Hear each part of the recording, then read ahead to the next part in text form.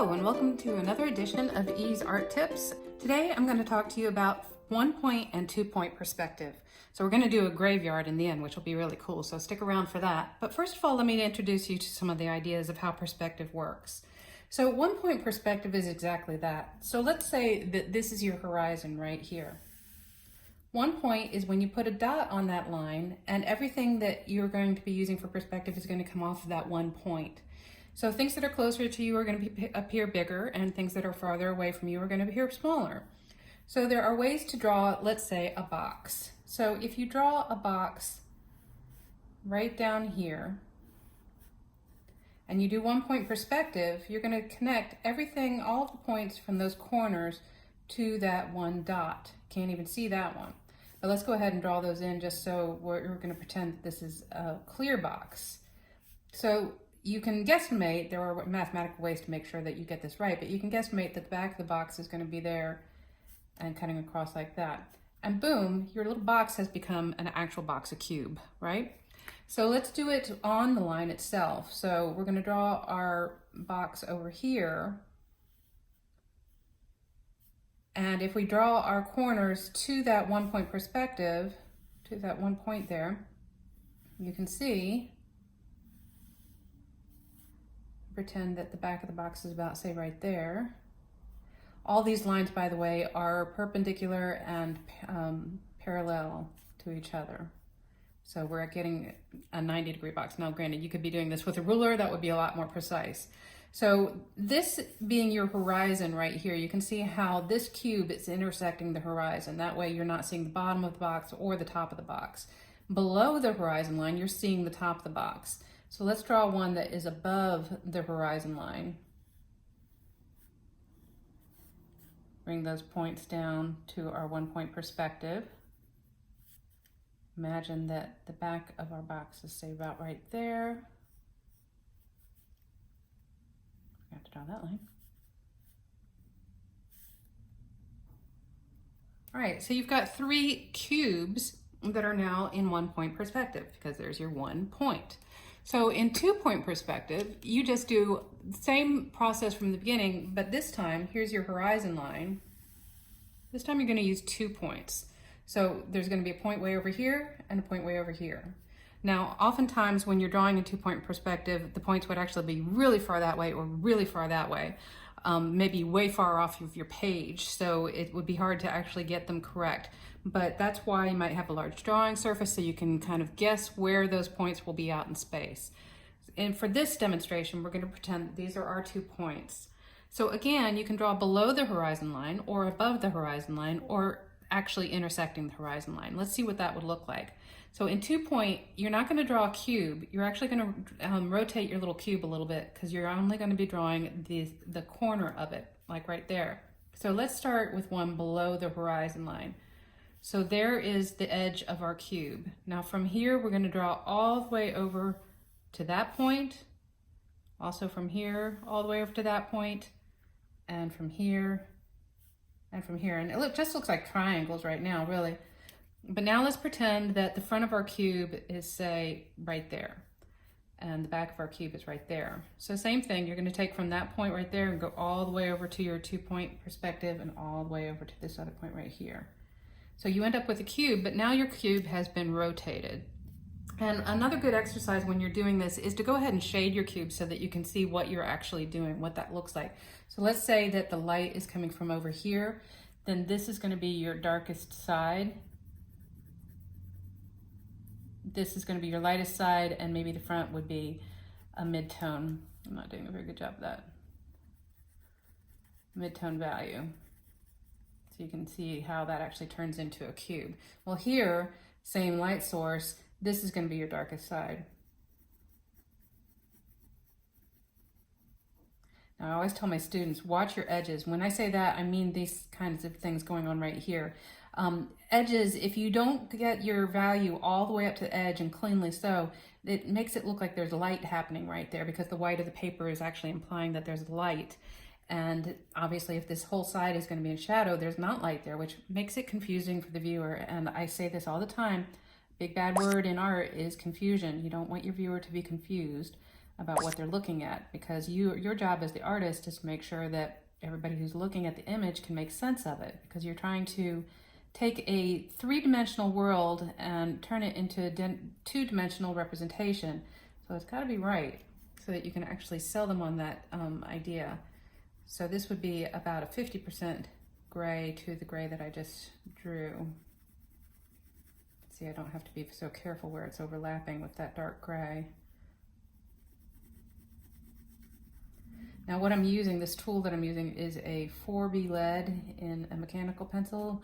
That's actually my favorite go-to, because the 4B lead is actually really nice and soft, and it's very easy to shade with. I am trying to get rid of some of the marks that I've made in here. I try to make a nice even tone. Fix that little edge right there. All right, so see, we now have this cube floating in space, and that's the lightest side, half value, darkest value. Could even go a little bit darker with that.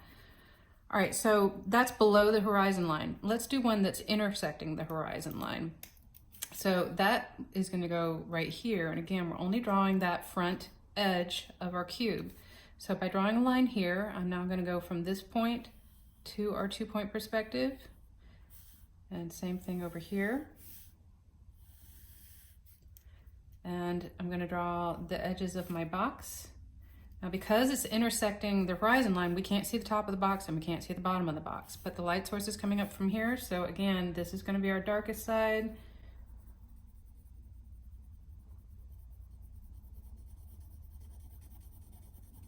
Maybe a little bit of cross-hatching effect going on here as I shade it. I'm not being super careful with my shading. I would get on my students for this. All right, and this side would be about 50% of that.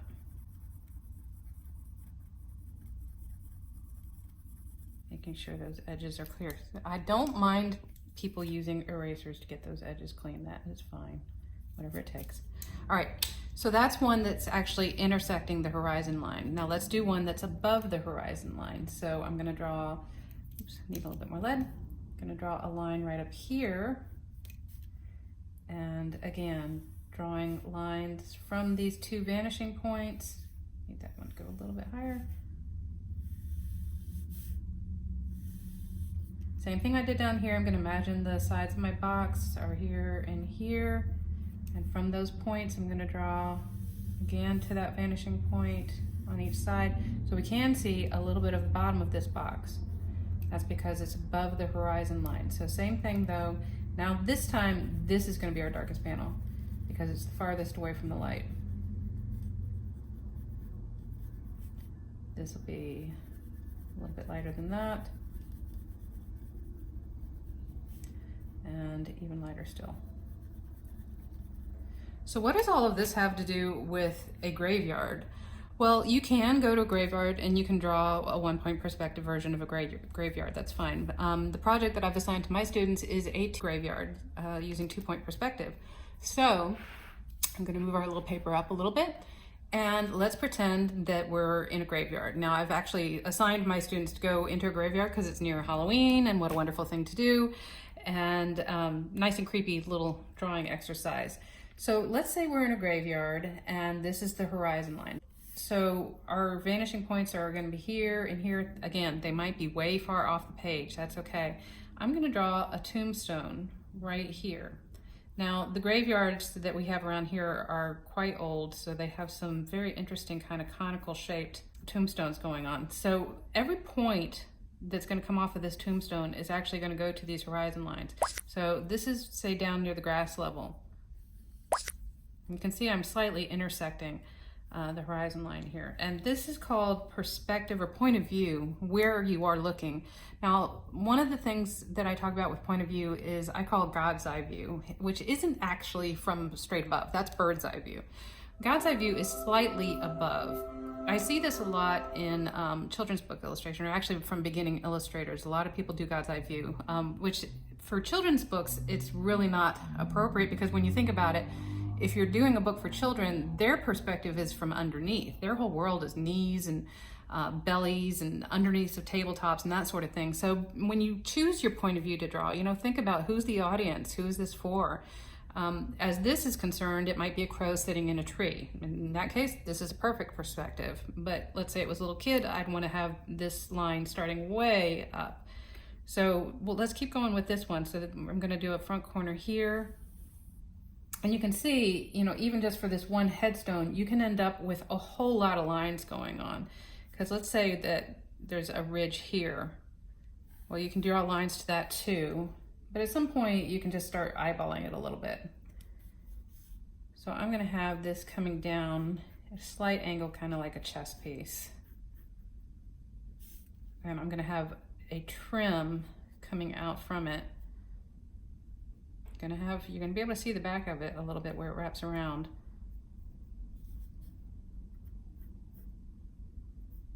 But you can see I could draw lines for every single one of these. Even that line I could draw up to that point, and that will give me the proper 2-point perspective. So here is my little tombstone, okay? So let's imagine there's a moon over here. It's a sickle moon, it's Halloween. So this is evening light. Well, if the light's coming from this direction, then my darkest side is going to be over on this side.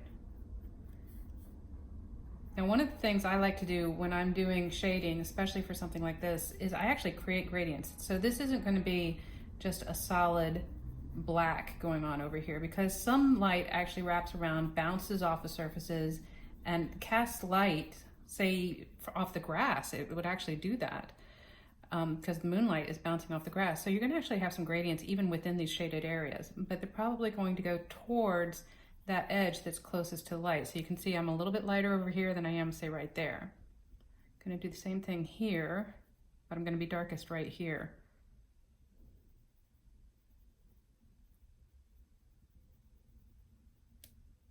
All right, this one too. And this point right here is probably going to be my darkest corner.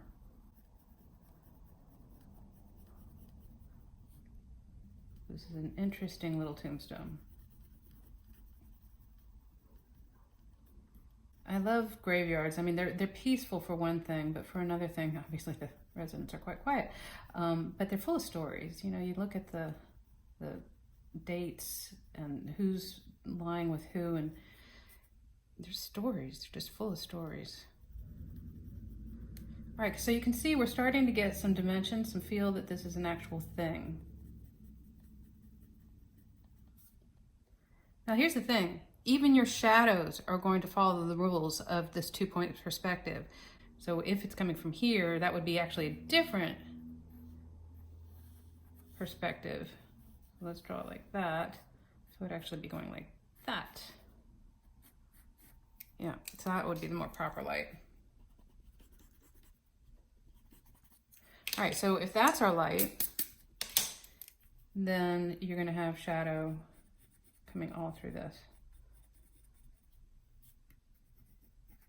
Right here where it meets most is going to either be an occlusion shadow or it's going to just be its darkest, where it's not necessarily easy to tell the difference between the two, because this is just a shadow area. You tend to lose details when you get into the shadows. It's okay, there's not light there to tell you or differentiate what's going on in there. All right, so there is our shadow. Now that said, remember I had about a 50% gray going on this panel right here. Same thing's going to happen here. So this is indeed going to have some shadow going to it. But again, I'm going to do that gradient, and the darkest edge is going to be closest to the light.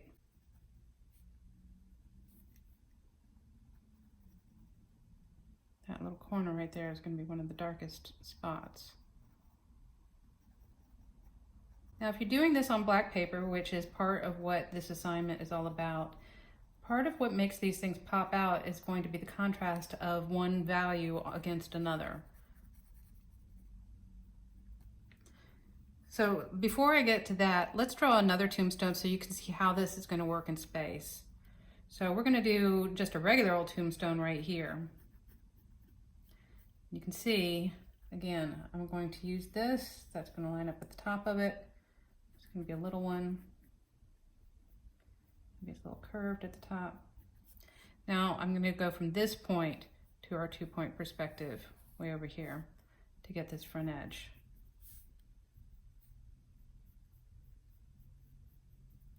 Again, the moon's hitting like this, so the back of it is going to be the darkest side.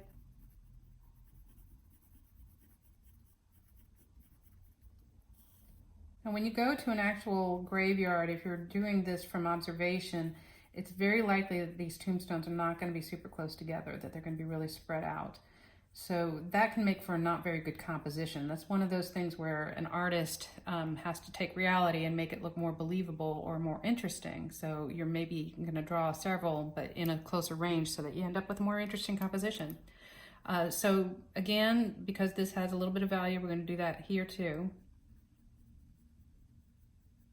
But again, with that gradient, that it's going to be a little bit darker towards the front.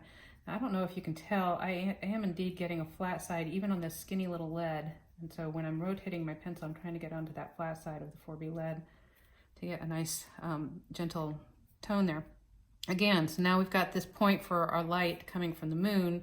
So I could draw a line going from here to our moon, and that's going to set that shadow off about like that. And that one's going to go about like that.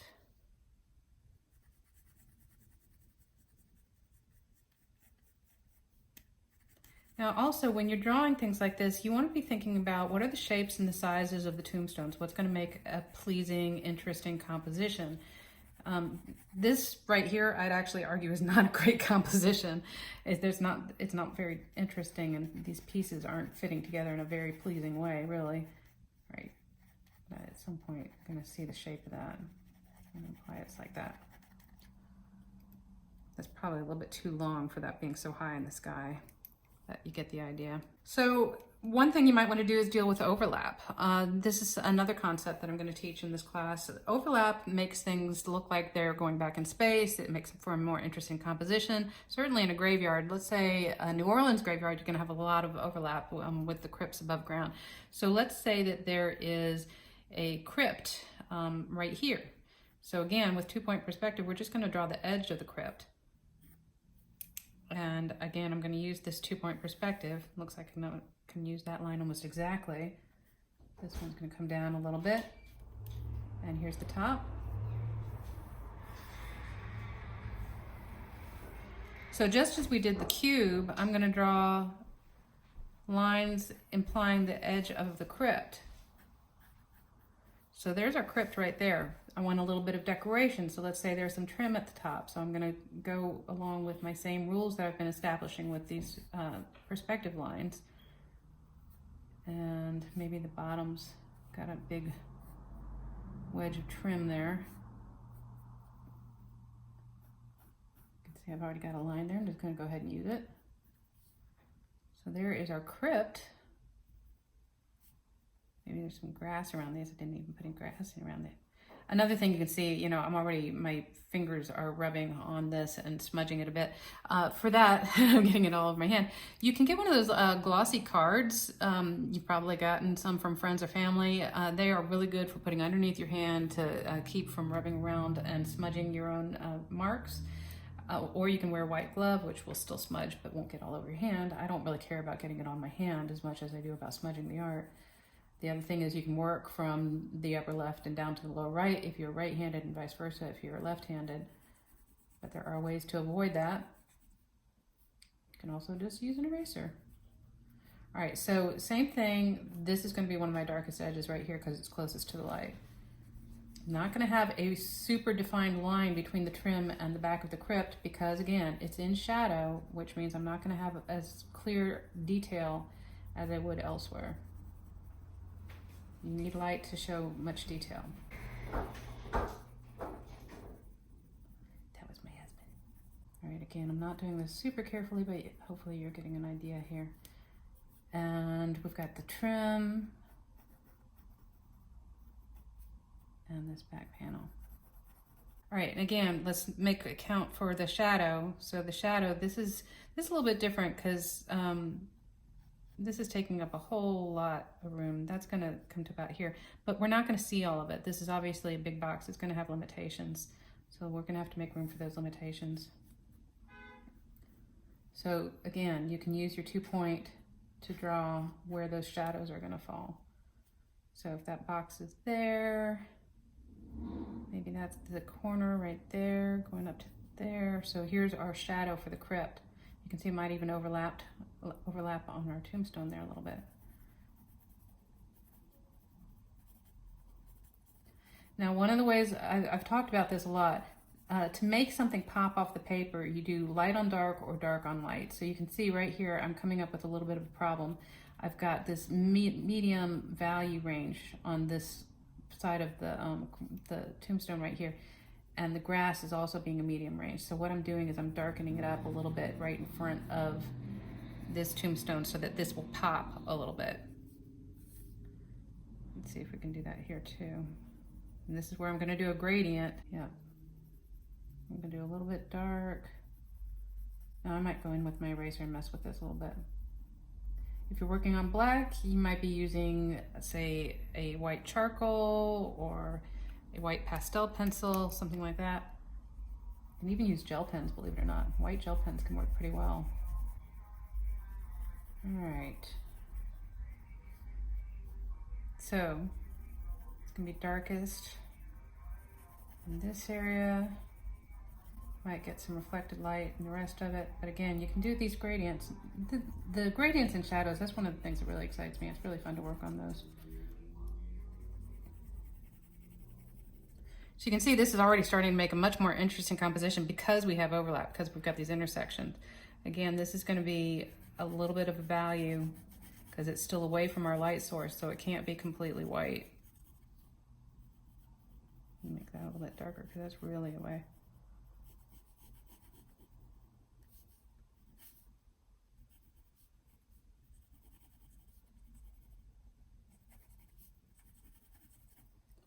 Again, those gradients are going to probably go darker as we get closer to the light source.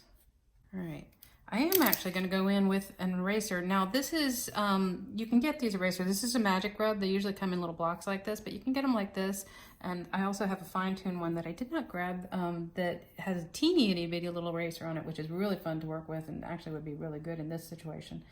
But I'm going to go in now and do a little bit of opposite work of what I was doing before. So I'm lightening up the edge of this tombstone so that I've got that light against dark, so it'll help that pop a little bit. So you can see already it's starting to pop out against the crypt behind it. And we can do the same thing with this one right here.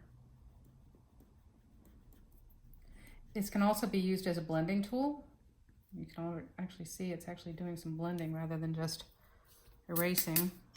So I might go back in with my pencil, clarify this edge a little bit. Like I said, watch your edges, keep your edges clean so that everybody understands what's going on. Now, how dark you get in these shadows at this point is really just a matter of playing with it, see what makes it pop, or actual observation. If you're actually looking at a graveyard, I don't know when you're drawing your graveyard images. Maybe you're actually going at midnight, who knows? It's also fun to look at graveyards from old black and white movies.